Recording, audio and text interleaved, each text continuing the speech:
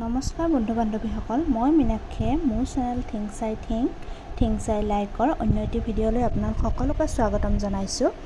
আজি মই আপোনালোকৰ লগত শ্বেয়াৰ কৰিবলৈ বিচাৰিছোঁ কঁঠাল গুটিৰ লগত কলপচলা খাৰৰ ৰেচিপি এটি।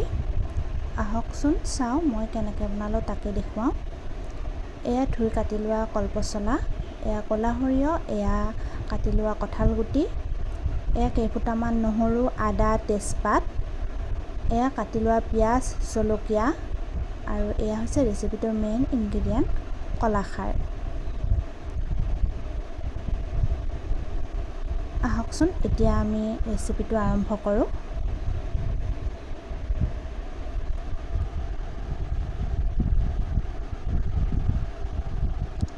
এয়া কলপচলাখিনি মিহিকৈ কাটি লোৱা হৈছে, বহুত মিহি নহ'লেও কথা নাই।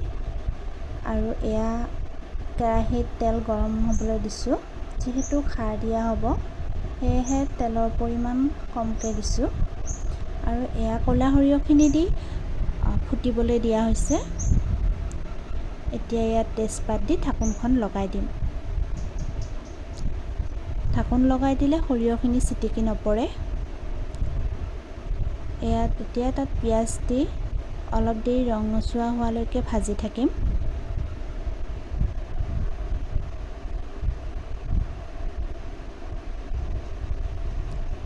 এয়া পিঁয়াজখিনি ৰঙচুৱা হৈছে। এতিয়া ইয়াত কাটি লোৱা কঁঠাল গুটিখিনি দি দিলোঁ। এয়া ভালদৰে লৰাই দিছোঁ।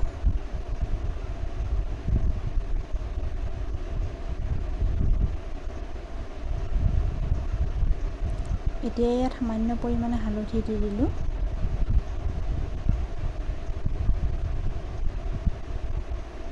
আৰু এতিয়া খুন্দি লোৱা আদা, নহৰু আৰু জলকীয়াখিনি দি দিলোঁ।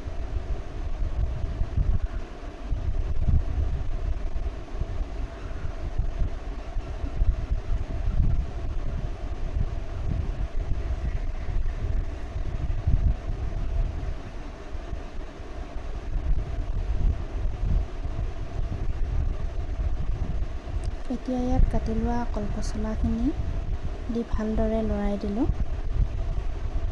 এয়া ভালদৰে মিহলি কৰি দিলোঁ।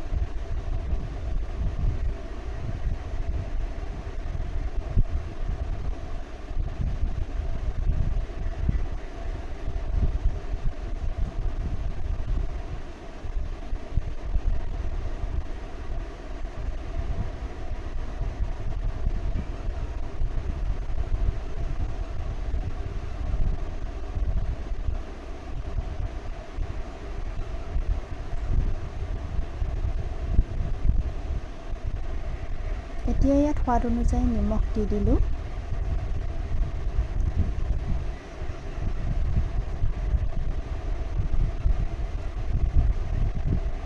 এতিয়া নিমখখিনি দি আকৌ ভালদৰে মিহলি কৰি দিম।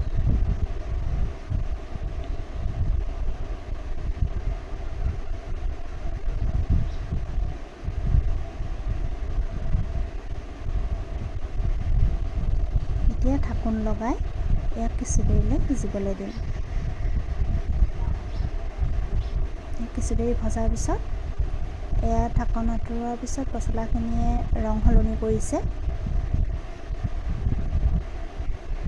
এতিয়া ইয়াত থৈ দিয়া কলাখাৰখিনি দি দিলোঁ। কলাখাৰখিনি দি ভালদৰে মিহলি কৰি দিলোঁ। এয়া দেখিছেনে, পচলাখিনিৰ ৰংটো সলনি হৈ গৈছে।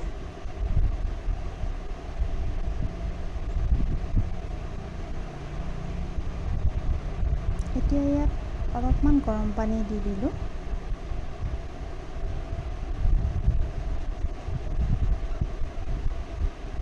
এয়া আমাৰ কলপচলা ৰেডি হৈ গ'ল। এতিয়া ইয়াত অলপ জিৰা জালুক দি দিলোঁ। এয়া আমাৰ কলপচলা ৰেডি হৈ গ'ল। আপোনালোকে যদি ভিডিঅ'টো চাই ভাল পালে তেনেহ'লে মোৰ চেনেলটো প্লিজ লাইক আৰু ছাবস্ক্ৰাইব